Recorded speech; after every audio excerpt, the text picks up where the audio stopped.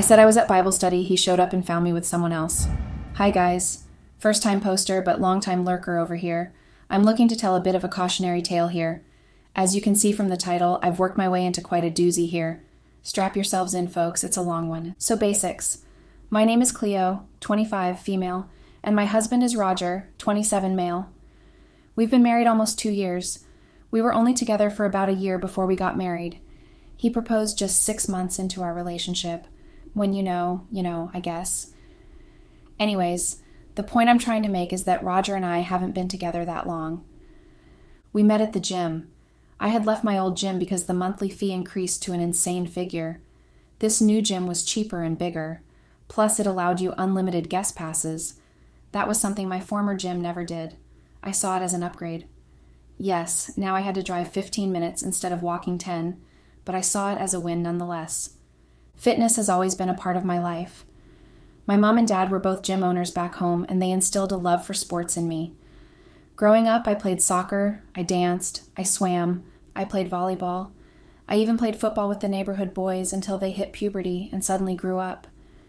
As I grew up, I gravitated away from sport and into just going to the gym and some yoga. I still played sports, but you were more likely to catch me at SoulCycle than a pitch or a field. So yeah, the gym was part of my routine. It still is.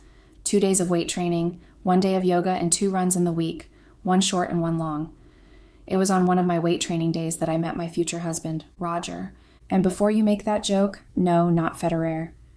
He was the one who held open the door for me. I thanked him, went about my session, and didn't think about him at all. Romantic, I know. But if you're a regular somewhere, you know that if you constantly go to the same place around the same time, you will run into the same people. Roger was one of those people.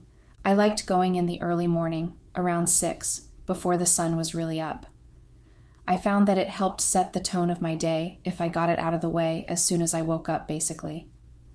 Apparently, the only other people who thought this way at this gym were 50-year-olds and Roger. He was the only other person around my age who was in there with me so early. So, naturally, we fell into a sort of friendship. We'd spot each other and talk to each other between sets. He even used to share his pre-workout with me. We talked about nutrition and fitness trends and weird exercises we'd seen online.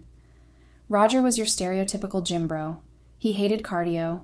He barely stretched before he lifted, and he almost never trained abs, yet somehow he had them. But it obviously worked for him.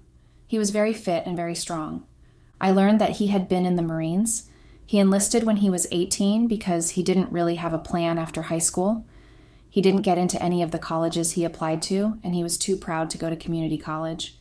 His dad was threatening to kick him out if he didn't get a job. So he goes out one Saturday morning trying to get hired at Taco Bell when he sees a pull-up competition. The winner was going to get $100. Roger enters the competition and wins. He finds out that the competition was set up by a bunch of Marine recruiters. They give him a flyer and sell him some big dreams. Roger doesn't really care about any of that. You see, the way he saw it, he could have a place to sleep, free food, free education, and lifetime discounts. He agreed to sign up before they even finished the pitch. A couple months later, he was a full-blown Marine. Well, I was fascinated by that story. I didn't go to college either, but I had always had a plan on what to do after high school. I thought I was going to help my parents run their gym, but they sold it when I was in the 9th grade. That's when I started freelancing online. I also got an after-school job at Walmart. By the time I was out of school, I had enough money saved to do what I really wanted to do, an online clothes store. When I met Roger, it was a flourishing business already. I mean, I ran it out of my parents' garage, but it was doing well. We were opposites, and that's why we clicked instantly. The first time I realized that I might have a crush on Roger hit me like a truck. It was just like any other day. I woke up, put on my cute gym outfit, got in my car, and drove down to the gym. I knocked out half my session before I realized something was off. Roger hadn't come over to chat. I looked around the gym, and I realized that I couldn't find him anywhere. I asked the guy at the desk where he was, and he told me that Roger actually never came in that day. My chest sank when I heard that. I had come to enjoy Roger's company and his stupid, cheesy jokes. My head was out of it the rest of my session, and I ended up cutting my workout short and going home. I didn't even have Roger's number, so I couldn't text and ask if he was all right. The next day I come in, and Roger isn't in either. I come in the day after that and he isn't in again. In fact, I don't see him until the next week. Turns out he was down and out with the flu. He laughs when I tackle him in a hug. He hugs me back and I breathe in his scent and it hits me. My God, I had a crush. I liked this big, dumb idiot. I was very careless with my heart back then. When I felt things, I felt them deeply and I let them show. I look up at him and just tell him, I think I like you, Roger. He just grinned at me. I like you too. We had our first official date 2 days later. He took me to see a movie and then we got some ice cream afterwards. He was an absolute gentleman. He held the door open for me. He showed up with flowers. He kissed me on the cheek when he saw me. I knew he could be sweet, but this was on another level. I couldn't take it anymore when he let me try his ice cream, even though I had a full cup in my hands. I kissed him right there in the middle of the ice cream parlor. How do they say it? The rest is confetti? Yeah, the rest is confetti. We move fast. I can tell you guys that confidently because we did. I felt like I'd known him my entire life. I remember we'd only been on 2 more dates and we were completing each other's sentences. We were sleeping over in each other's houses after 2 weeks. I introduced him to my friends and my parents the day after our first date. Things were happening so quickly, but we both loved the rush, so we didn't slow down.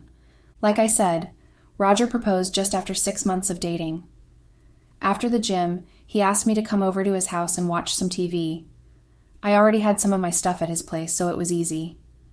I got to his house and took a shower while he made us some breakfast, eggs and some turkey bacon with protein pancakes.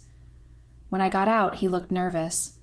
I asked him if anything was wrong, and he told me no, but I could tell something was off. He was talking to himself, and he kept making phone calls and whispering the conversations. Honestly, him proposing was the last thing on my mind. We had only been dating 6 months. I didn't think we would get married until much later, so I just thought he was in one of his moods. I was planning on just waiting it out. We watched TV for a few hours more. Well, I watched TV, and he keeps leaving to take calls. Sometime around 3, he offers to drive me home. He didn't even ask if I wanted to go home. He just rushed me out the door, basically. By then, I was irritated. Obviously, my boyfriend was cheating on me and wanted to get another woman in his house, so he was rushing me out of his place. I sulked the entire car ride home. We get to my house, and he gets out of the car too. I just assume he wants to say hi to my parents. I'm still angry at him, so I walk ahead of him and get into my house. I open the door and I actually gasp. The entire living room is lit up by candles. There are rose petals on the floor. There are flowers and balloons everywhere. The balloons spell out the words, "Will you marry me?" I hear the door shut behind me and I turn around. I gasp again. Roger is down on one knee behind me with a ring in his hand. I remember he launched into a long speech. He told me that he'd never met anyone like me. He told me that he liked me from the moment he met me. He told me that he wanted to spend forever with me. He asked me to marry him. I had no idea when I started crying. I was just so overcome with love and admiration for him. I said yes, of course. What else would I have said? I was head over heels in love with him back then. Turns out that those phone calls he was making were to my friends and family. He was trying to get everything perfect for the proposal, and I thought he was cheating. As if Roger would ever. That man loved me. He would have done anything for me. He worshipped the ground I walked on, and I felt the same way. We set a date for the wedding. We knew we wanted a winter wedding, but we also wanted a wedding before the holidays.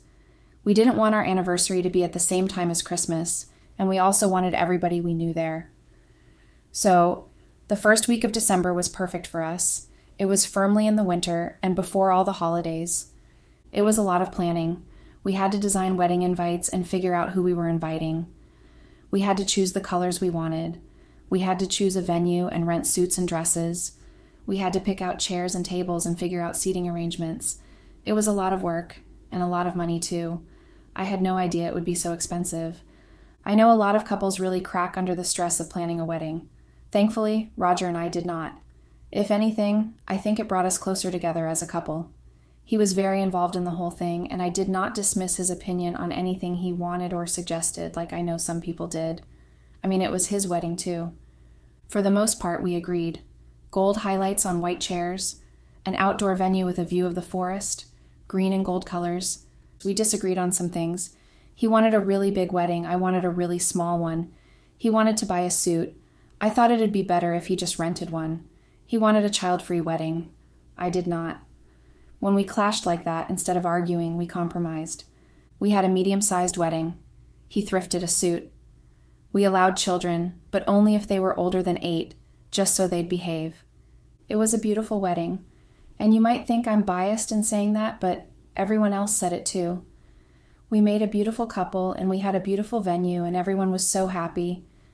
Married life was great too. We got cats, and I moved into his house. We'd go to the gym together and then eat breakfast. He'd go to work, and I'd pack orders for hours. When he came back, we'd just hang out for hours. That's the best way to describe it, really. Marriage was just one big hangout. Things were good for a while. Cracks started to show a little bit after our 1-year anniversary. I met someone else. Roger had fallen off the gym grind. The thing that once brought him peace of mind was now a burden to him. He initially took a week off when work got stressful for him. 1 week turned to 2. 2 weeks turned to 3. Before I could realize what was happening, Roger hadn't gone in 3 months. Now, I personally do not care if someone goes to the gym or not. That's a personal choice. What I did care about was the connection we lost. Because of the gym, we spent the first 3 hours of our day together. When Roger stopped going, I lost that connection with him. And because he was so busy with work, we also couldn't hang out in the evenings. We were still in love, but more and more I started to crave connection. When I saw that wasn't happening anytime soon with Roger, my eyes started to wander. I'm only human, okay? I'm not trying to justify any of this, I'm just trying to explain. Any one of you would have done the same if you were in my shoes. Heck, Roger would probably have done the same too. Anyways, I met this guy at the gym. His name was Teddy, 26 male, and he was a personal trainer. He was also new to the area. I went to the gym like I always did. I was alone. The teenager at the front desk told me that there was a new guy here. I looked around and found him immediately. He was wearing a white compression shirt and some sweats. He had hair jet black and a serious look on his face as he trained one of his clients. I couldn't take my eyes off him the entire time he was in there with me. It felt like I was in school again, silently hoping that my crush would turn around and look at me, praying that he would pay me an ounce of attention. But of course he didn't. The only time he even looked in my direction was to look around for a pair of dumbbells his clients needed. That didn't stop me from staring at him, though. I ended my session just as he finished up with his client. I didn't want to leave. So I went upstairs to the cardio section just as he started his workout. There I had the perfect view of him. I could stare at him without the fear that he would catch me staring. I just walked on the treadmill for about an hour as he trained. He finished up, and I realized that I had been in the gym for 2 hours. I was about to leave when he slid onto the treadmill next to me. Well, if that wasn't an opportunity, and a window sent directly from God. My parents taught me never to shut a door that was opened for you, so I took that advice. I started talking to him. He was shy at first, but something I'd always been good at is bringing people out of their shells. I didn't win the Social Butterfly Award in high school for 3 years straight for nothing. I asked him what he thought of the area. I asked him where he came from. I asked him if he had any other job apart from personal training. His one-word answers, "It's okay, Atlanta," turned to full sentences. He used to work in sales up until 2 months ago. He wants to go all in on personal training now. By the time he was done with cardio, I think we had a really nice convo. I know I said it before, but it really is true. When you go to the same place around the same time, you will run into the same people. That's how Teddy and I became friends. Funny enough or not funny at all, the way we became close was very similar to how Roger and I became close years ago. We became training partners. It felt nice to train with someone that wasn't Roger. Teddy wasn't as intense as Roger was with it. If he failed a lift, he just shrugged it off. Roger would have torn his pec if it meant he'd get one more rep. That's just one of the ways they were different. Where Roger was friendly and warm from the start, Teddy could be cold and slow to open up. Where Roger was impatient and eager, Teddy was quiet and calm.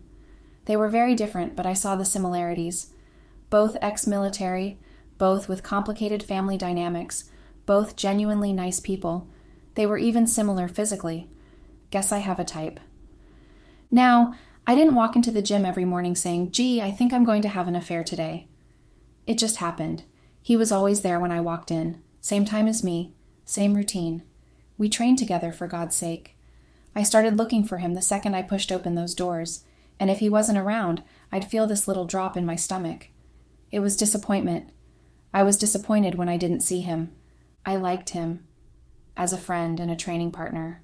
He didn't push me too hard. He didn't try to impress me. He just worked out and kept the conversation going in this easy way. With Roger, workouts were missions with set objectives. He made everything feel intense sometimes. With Teddy, it was just two people lifting weights and talking. The moment everything changed was some random day. Roger had been getting home late every night, and when he got home, he was in a bad mood. I felt like I was walking around eggshells around my own husband. I tried to excuse it and tell myself he was just tired from all the stress. But after a while, it became harder and harder to excuse. We weren't talking a lot. In fact, some days I think we exchanged 5 sentences or less. We ate separately most nights because he'd stop at Subway or Chipotle before he came home, so he was never hungry for the dinner I made him. Even on the weekends when he wasn't working, things were not any better. We'd sit on the same couch and basically live in our own worlds. It wasn't heartbreaking, but I felt like there was nothing I could do to stop it. So one morning I showed up at the gym very, very angry. Roger and I had a fight that morning. He was getting dressed when I woke up and he didn't say good morning. He didn't kiss me either. I felt neglected, so yeah, I picked a fight. It was one of those fights that don't really go anywhere and kind of just leave you frustrated and angry. Roger goes off to work and I drive down to the gym. Teddy looks at me. He asked me what's wrong and I don't know why, but I told him. Roger was busy with work and we weren't seeing each other much. Teddy didn't pry, he just nodded. That was the first time I talked about my marriage with another man. It was not the last. That day, I got his number. The shift came from the messages. That's always where it starts, right? Should have known from the start, Ulmau. Guess I was too dumb to see it back then.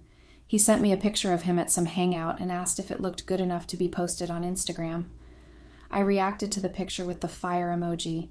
You know the one. I didn't even mean anything by it, I think. He replied by sending me a clip of some workout that he said reminded him of my form on Bulgarian split squats. That was the kind of stuff that made sense for gym friends to talk about. Well, one message turned into 2, then 3, then 4, then you get the point. I'd wake up to check my phone, and 9 times out of 10, he'd already sent something. A meme, a video, a photo of his breakfast. It reminded me of the stuff I used to exchange with Roger, back when we were in that honeymoon phase. It was a weird feeling. On some level, I knew that I was getting scarily close to this man who was not my husband. But on the other hand, I liked the fact that someone was paying attention to me again. Teddy always noticed the little things. He wasn't a big talker, but he was a listener. He was actually curious about me. And look, I'm not proud to say this, but I started dressing nicer for the gym. For instance, I swapped out my baggy shirt and sweatpants for cute matching sets. I started putting on a little bit of lip gloss. I would let my hair down instead of throwing it into a messy bun. In all this, I had not cheated on Roger yet, at least physically. I would admit that maybe some emotional cheating had been going on, but that was all there was to Teddy and I. The first time anything crossed a real line was literally Teddy fixing my form. I was doing Romanian deadlifts and he came over because my back was rounding. He put a hand on my lower back and told me to brace. That was it. But the second he touched me, I felt my entire mind go blank. At the same time, my heart picked up. I was so sure that everyone in the gym could hear it. That's how loud it was beating in my ears. Teddy, ever the gentleman, didn't grab me or linger longer than usual. To him, it was normal gym stuff, but I felt it in my stomach anyway. That's when I knew something in me had changed. Before that, I had chalked it up to having a friend crush and said friend happened to be really attractive. But now, I knew that wasn't it. This wasn't some passing friend crush or whatever. I wanted Teddy, and I had wanted him for a long time. After admitting these feelings to myself, it became much easier to lie to Roger. When he'd come home and he'd ask how the gym was, and I'd say it was fine. I'd say I trained alone. I'd sometimes even mention little things that happened so he wouldn't think I was lying. Sometimes I even told him about Teddy. I didn't tell him that we were gym buddies or that we were close. I just made it seem like he was a random guy that trained at the same time as me. For some reason, I was protective of Teddy's and I's relationship. I didn't want anyone to know that he had become such a big part of my day. I looked forward to the gym because of him. I looked forward to him, and that was the beginning of everything. Of course, I had no way of knowing if my feelings were one-sided or not, and I was not brave enough to ask, but, as the universe would have it, I didn't have to wait long to know if Teddy liked me back. It happened on a Thursday. I remember because it was supposed to be my short run day, but it was raining, so I switched things around and went to the gym earlier than usual. I did not even bother dressing cute that morning because I didn't expect to see Teddy. I threw on an old cropped hoodie and some leggings. I put my hair in a ponytail. So when I walked into the weight room and saw him already there, I actually felt a little annoyed at myself. I wanted him to see me on a day I looked good, not like a drowned rat who got dressed in the dark. But he smiled when he looked up, and I swear I felt it in my knees. That smile was not the polite one he gave to clients either. It was the real one. He asked if I wanted to train together. I said yes before I even put my bag down. For the first half of that session, nothing unusual happened. We talked. We lifted. Then it stopped being normal. I was doing seated cable rows and the machine kept shifting under me. He came around to fix the pin and moved behind me so I would not topple backward. I pulled the handle and the cable clanked, and I started laughing because I was doing something wrong, and I knew it. He leaned down to show me what to do, and he was close. So close. I could feel his breath on my shoulder. I gasped, and I tried to cover it up with a cough, but he noticed, because he paused and his hands stayed on the cable handle a second longer than they needed to. I looked up at him. He looked down at me. He looked down at my lips. Bingo, he liked me, folks. Of course he did. I was so stupid. Why else would he spend so much time with me at all if he didn't like me? But in that moment, he just shook his head and stepped back from me. We tried to keep training, but the air between us was different after that. We both knew how we felt about each other. Dot now, comma, I just had to wait him out, and it didn't take long. In the parking lot, we were walking towards our cars when he stopped me. Then he told me he liked me. He was very direct. I could tell he was shy about it. He could barely look me in the eye. He said he had been trying not to, but it happened anyway. He said he knew I was married and he was not trying to disrespect that, but he could not pretend he did not feel anything. I did not say anything at first. I did not even breathe. I just stared at him because I had spent weeks wondering if he liked me, and now here he was telling me the truth without me having to do anything. Then I told him that I liked him too. We did not kiss in the parking lot. We would have, but Roger called. When his name flashed on my screen and I felt my whole body jolt, I stepped away, very annoyed. My husband had just ruined the perfect movie kiss for me. Teddy shoved his hands in his pockets and walked away. By the time the call was over, he was gone. The next morning, I got to the gym before him. I sat in my car waiting for Teddy. When he finally showed up, he parked right next to me. We trained together, but we kept sneaking glances at each other and blushing when we got caught. I felt like a teenager again. The gym was quiet and empty. The only people there were the gym employees and a couple of old people.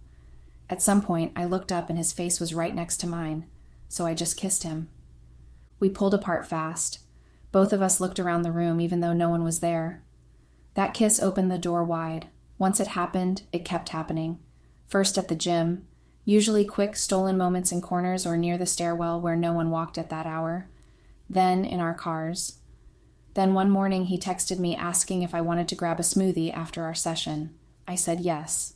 That smoothie trip turned into sitting in his car talking for an hour. That talking turned into kissing again. It got physical fast, if you know what I mean.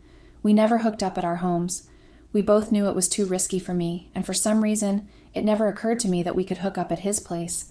So, we usually snuck quickies in our cars or in the gym showers. Perks of a near-empty gym, I guess. It lasted for months. Soon, we were meeting almost every day, even when we didn't have to work out. Roger had no idea. He was working late more and more. I missed him, but I had started to resent him too. I was seriously considering leaving him for Teddy. Teddy and I were super compatible. We worked very well. The more I thought of it, the more reasons I had to leave Roger. I mean, we got married so young. I was 23. Who in the world gets married at 23? At 23, I should have been trying to figure out how to pay my rent in some big city with my underpaying job. Instead, I was getting shacked up. I was unhappy. I can see that now. The only bright side of my day was Teddy. Every morning I would wake up excited to see Teddy. I was always thinking of excuses to see him. In fact, the excuses were getting more and more unbelievable. Roger was starting to catch on. He didn't accuse me of anything, but I could tell he was getting suspicious. He started following me to the gym again. It sucked because now I couldn't spend time with Teddy anymore. Teddy and I spent a whole weekend coming up with ways we could see. Teddy had an absolutely brilliant idea. Opposite the gym is this small church. On Sundays, just after service, they had a little Bible study. I know this because they've invited me many times to join them. I always said no. But now, Teddy suggested that I lie to Roger and go to Bible study. He'd go and we'd hook up in the bathroom or something. Yes, I know, but we were desperate. I saw no reason why it wouldn't work. And it did work. For 3 weeks, Teddy and I would meet in the church parking lot, enter together, then take a hard left to the bathrooms just outside the main hall where the Bible study was happening. I thought we had gotten away with it until last Sunday. I woke up already excited. I grabbed my keys and told Roger I was heading to Bible study. He just nodded. Teddy and I met in the church parking lot like we had the past 3 Sundays. We talked for maybe a minute before we went inside, pretending to mingle before slipping down the hallway. We went into one of the stalls at the end. I locked it. He pulled me closer. I was just about to kiss him when God decided to teach me a lesson. I heard the bathroom door creak open. I froze. Teddy froze too. We just stared at each other. Usually no one came in here. We stayed perfectly still, thinking maybe it was the maintenance guy. Then I heard heavy footsteps. I knew that gait. It sounded like Roger. It was Roger. He said my name. I felt my entire body go cold. I didn't even breathe. Teddy didn't either, but I could hear his heart hammering in his chest. We didn't answer him. Roger tried the first stall, then the second, then the third. Each door rattled. My heart was pounding so hard I thought it would give us away, even if the door didn't. And then he reached ours. Cleo, I know you're in there. I can see your shoes. Open the door. I started praying. I just needed one miracle. I needed Roger to think he was wrong, but of course I didn't get one. I heard the stall latch jiggle. I had not locked it properly. I swear I thought I did, but maybe my hands were shaking when I closed it, or maybe I was just stupid. Either way, the lock clicked and the door swung open. Roger looked at me, then he looked at Teddy. Quick as a flash, he pulled his arm back and punched Teddy right in the jaw. Teddy started screaming in pain. Roger just walked away. People started running into the bathroom because Teddy wouldn't stop screaming. I suddenly lost all interest in him. I only wanted Roger, so I chased after him. Roger was already outside, leaning against his truck with his hands on his knees like he was about to throw up. When he saw me come out, he straightened up. His eyes were red. I want a divorce. Then he got in his truck, slammed the door, and drove off. I stood there in that stupid parking lot with my heart in my throat. The Bible study ladies came out behind me, asking what all that was about, but I couldn't even look at them. Everything suddenly hit me all at once. It wasn't fun anymore. I got in my car and drove home. When I got home, all the bedroom drawers were open. Roger had taken his clothes, his uniforms, his shoes, his watch, his pillow. He even took all his protein powder. The cats were sitting on the bed looking confused. His sister blocked me on everything within an hour. His best friend sent me a really nasty message before blocking me too. His mother called me and told me how disappointed she was. My parents were no better. When I told them what happened, my mom just stared at me like she didn't recognize me. My dad too. I have no allies in this problem. All my friends are taking his side. 2 days after the incident, I called Teddy. We had a long conversation. Basically, he's in deep water too. He has a long-term girlfriend who he lives with downtown. Somehow, one of the church ladies managed to pass on the story to her, and she's breaking up with Teddy. For the sake of his actual relationship, he doesn't want to see me again. So, that's going great. As for Roger, he didn't come home. It's been a week. I don't think he's ever coming home. I have no idea where he's staying, and no one would tell me anything. I tried calling him once, but he kept sending me to voicemail. Eventually, I stopped trying. He made his boundary clear. I think our marriage is over. 2 hours ago, his lawyer sent over divorce papers for me to sign. It's been sitting in my inbox since. I know when I do sign it, it'll be official. That's why I opened this app in the first place. I don't even want some advice. I guess I'm the one giving the advice, huh? Yeah, this was very embarrassing to write, and I never want to come back to it, but I'll answer whatever questions you guys have. Comments. Commenter. Hey, it's been like 3 months. Any more advice for us? OP. No, not really. I haven't seen Roger in months. My friends and family still don't like me, and I haven't had a boyfriend since Teddy. Things aren't going well. I know you didn't mean to, but this comment reminded me of what I've tried to forget. I think I'm going to delete this app. Bye, everyone.